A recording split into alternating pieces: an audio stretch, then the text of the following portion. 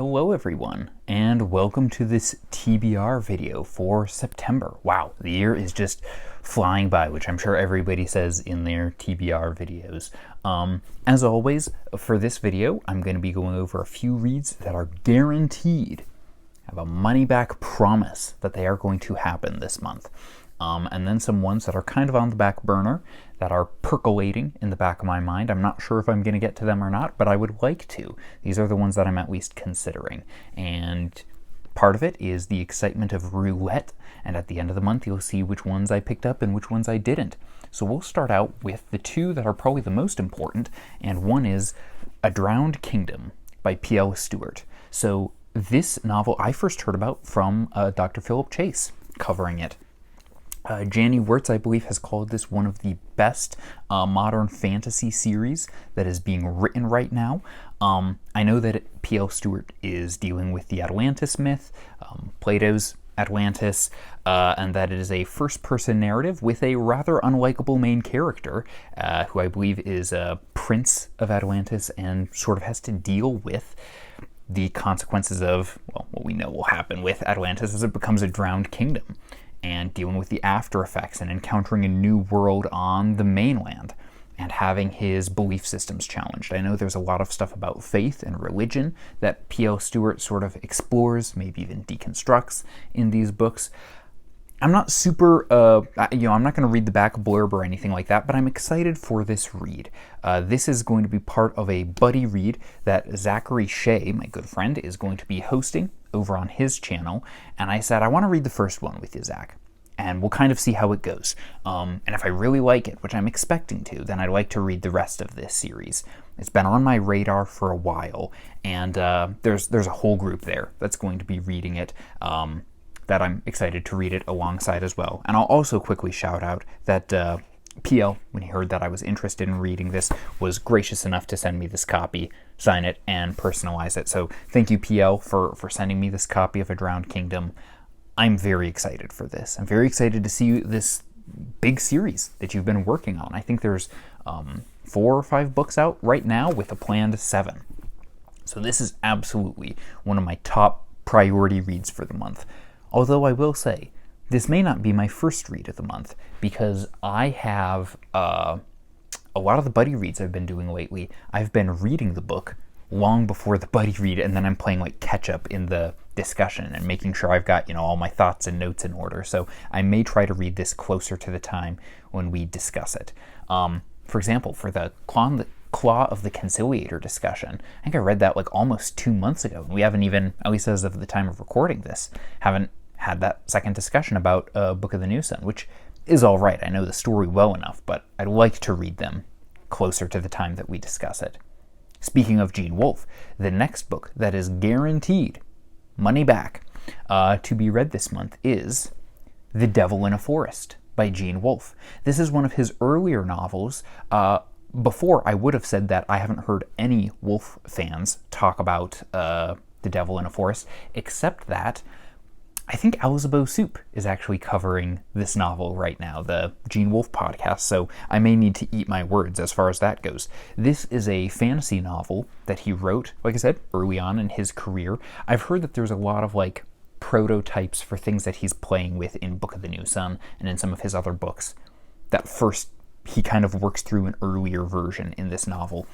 As you can see, it's quite short. I'm not expecting this. Yeah, it's just over 200 pages.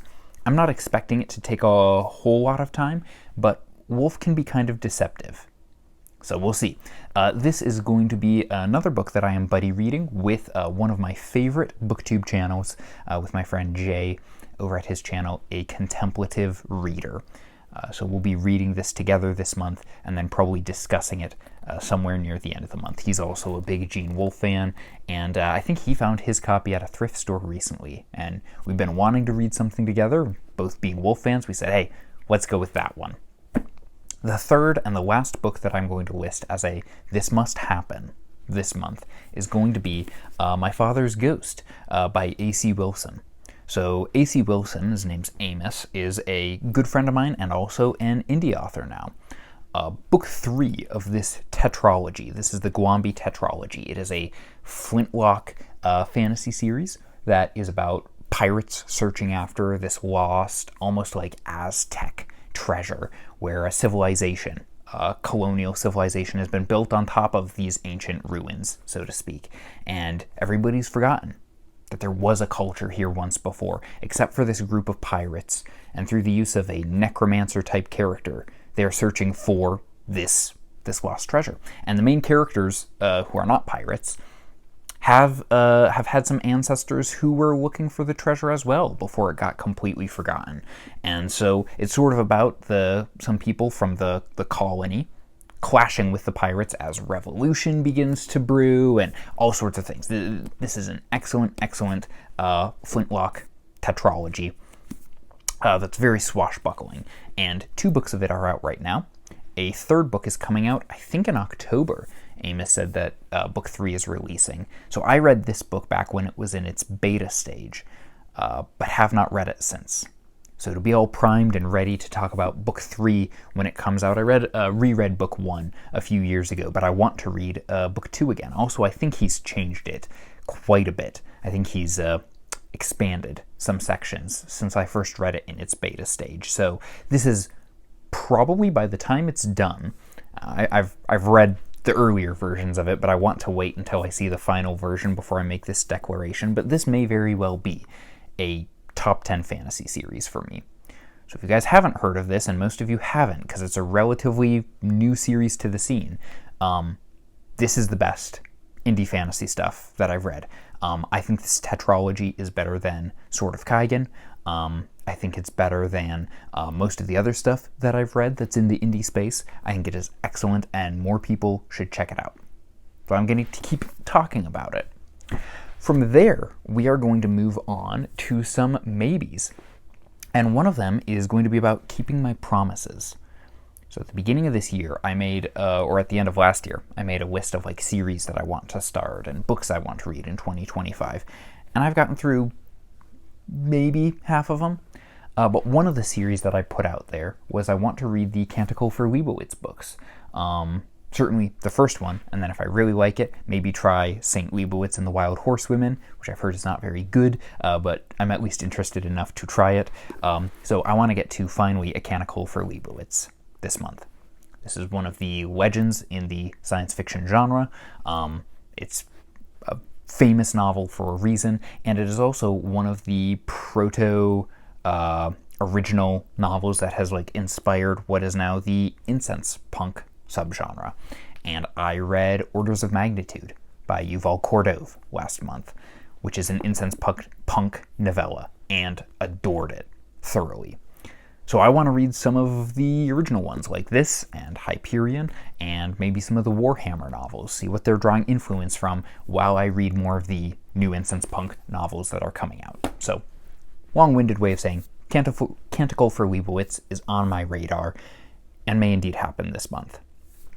Another one that's on my radar is, last month I said I was going to read more DJ Butler, and that did not happen because I am a liar. And instead, I read another Tim Powers novel. I read On Stranger Tides and thoroughly loved it. Thought it was great. A very good book. And recently, it'll be up by the time you guys see this, got the chance to talk to Aaron Erber, who's another big Tim Powers fan. And so we had a discussion about why he's such a good author. And after the conversation, I asked him, what Tim Powers novel should I read next? I've got a few ones on my radar. Last Call, Drawing of the Dark, Dinner at the Deviant's Palace, and he recommended Drawing of the Dark next, which I'd meant to read months ago, and I read something else instead. So The Drawing of the Dark by Tim Powers. He is kind of like my author, my new favorite author this year. So Drawing of the Dark is an early novel of his, but it mixes in a lot of like Arthurian mythos with a siege in, is it Venice? I can't remember. Anyway, you'll hear more about it when I read, or if I read, Drawing of the Dark later. I'll also say I read The Pillars of the Earth by Ken Follett this last month and thoroughly enjoyed it. And I'm hoping it kicks off a new phase in historical fiction reading for me. So I thought about I, Claudius by Robert Graves, and I still might get to that one. But the other book that I'd been considering was Byzantium by Stephen Wahed. I'd read the Pendragon Cycle by Stephen Lawhead and really liked it, but Byzantium I've heard consistently is one of his best novels, and Pendragon Cycle is sort of on the fence if it's fantasy or historical fiction. Byzantium is solidly historical fiction, so I want to get to this one as well.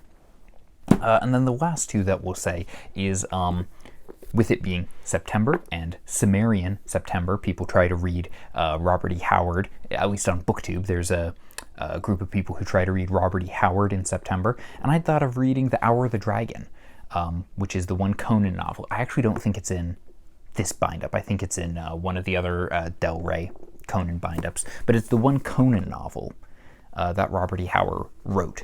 And I've read a lot of Howard's short stories, Conan short stories, like a dozen of them or so. But I'd like to read his novel, and there's some other people who've been reading it recently, so it's on my radar. No promises, but it's on my radar. And then last of all, and I'll just kind of throw this out there, I've got quite a few self-pub books that I've already talked about this month. But if I have space, The Prophet of Edan by Philip Chase, the audiobook for this recently came out, which I bought immediately because I loved the audiobook for book one. But I need to find a time to slot this one in. It's been about a year since I went through The Way of Edan, but I really enjoyed it quite a bit. And Prophet of Edan, I've heard, is supposed to be even better. So I'm excited to get to it and Return to Edan whenever that book comes out.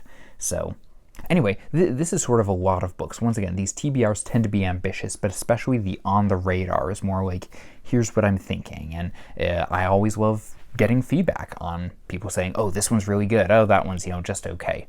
And sometimes that nudges me towards one book over another, quite frequently, actually.